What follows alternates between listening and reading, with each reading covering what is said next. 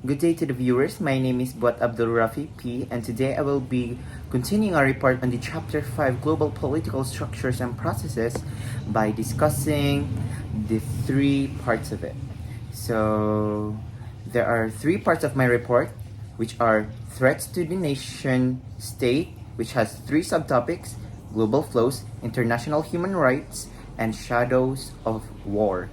Second one is defense of the nation state.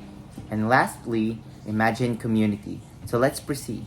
So first one is threats to the nation state. So how can we identify if this thing, this person, or this event can be a threat to the community or the nation state? So first one is the global flows. So the global flows is, as we know, is the movement of the finance, productions, imports and exports, and etc. through nation states to another.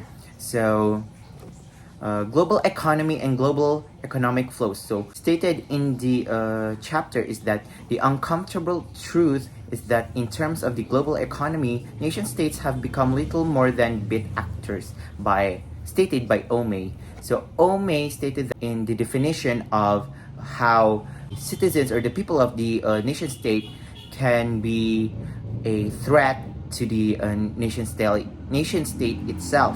So an example of this would be pirating. So when a person wants the music but can't afford streaming on music platforms like Spotify, iTunes, or Melon, or etc., they try to pirate the music in illegal websites. Like for instance, I want to play a music, or I want a music on my phone, and I tried getting the link of the music in YouTube and downloading it in a third or illegal party apps. So there is also a person who is called Strange that stated that the accelerated integration of national economics into one single global market economy. So this could be a threat because if a nation state or the nation states become one or fuse into one, if one nation state that is part of the economy or global market economy, it could affect the other nation state that is part of the global market economy itself. So for instance, if the Philippines has an issue in their stock markets or their finance or their imports and exports, the other nation state that is part of the global market economy could get affected by it as well, so becoming a threat. So while nation states once controlled the market, now the market controls the nation state. That is very true, because in reality, we are now controlled by the market because we rely on the market. We need the market to evolve, to grow as a nation state. Let's continue to the international human rights. So how did this become a threat when it sounds like a very positive or an advantageous thing? So this could be a threat because of many things. But first off, we can describe international human rights by saying that the entitlement of individuals to life, security, and well-being. That was stated by Turner. So in the UN General Assembly, approved by Universal Declaration of Human Rights, there are two parts of it, which is everyone has the right of freedom of movement and residence within the borders of each state. The second one is everyone has the right to have or to leave any country, including his own, and return to his country. So I believe that these two aren't very implemented in many countries or nation states worldwide. I believe that if those are being applied, there's a high percentage of people leaving their own country and going to a better country itself. So these aren't very applied in many countries because it could become a threat to the nation state. Next one is the International Criminal Court, which is made in 2002. The purpose of this is to accuse human rights abusers. So an example of this would be Peaches. So Peaches is a influencer, so-called influencer, that became viral because of her memes and how she abuses her child. So people say someone should take her child away from her because she abuses her. She treats her child as an object or a thing or a medium to become popular. So she says that they don't have the rights to say those things because it's her right and it's her children. So she abused her human rights and the human rights of her children, becoming her a criminal or a person who deserves sentence into jail. Let's proceed to the shadows of war.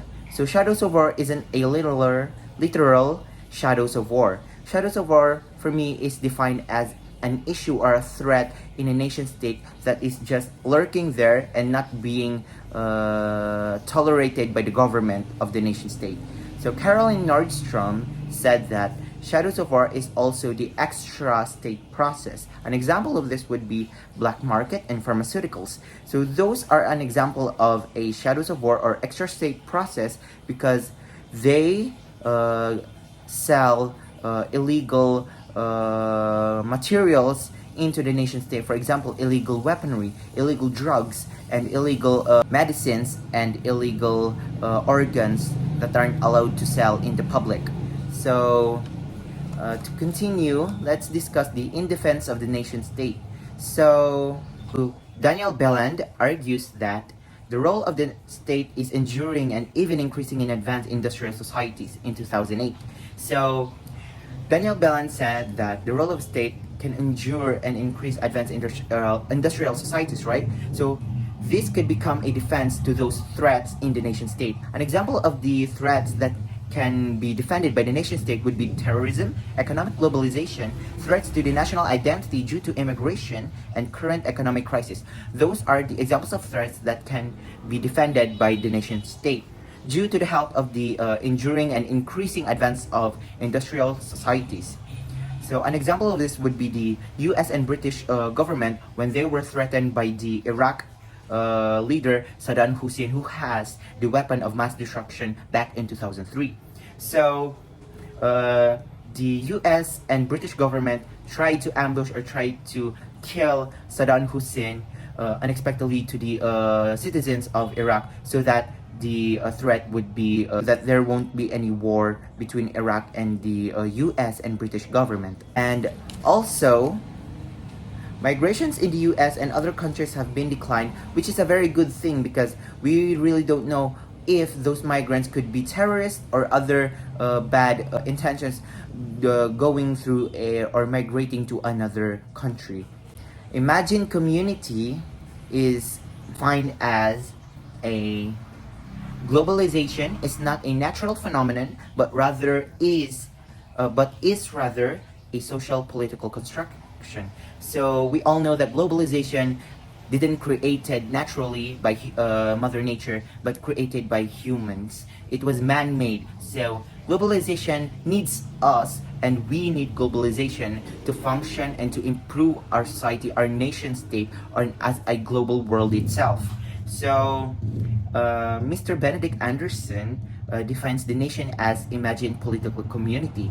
So what it means by that is, since we are a very huge numbers of people in a nation state, we can imagine the community in our we can imagine our community because of how huge the numbers of peoples are in a nation state.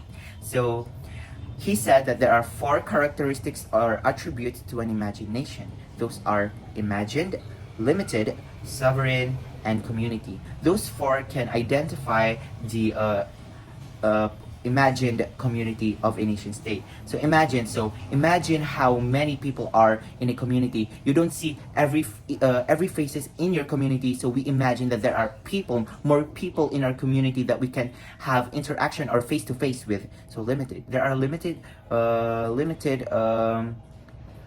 boundaries. There are limited boundaries of a person or a community where you can't go on to the borders. So sovereign is the freedom of every people. So, and lastly, community. So aside from the differences, inequalities, races, beliefs, and religion of every person in the community, we are as one. We are a community. We are a nation state.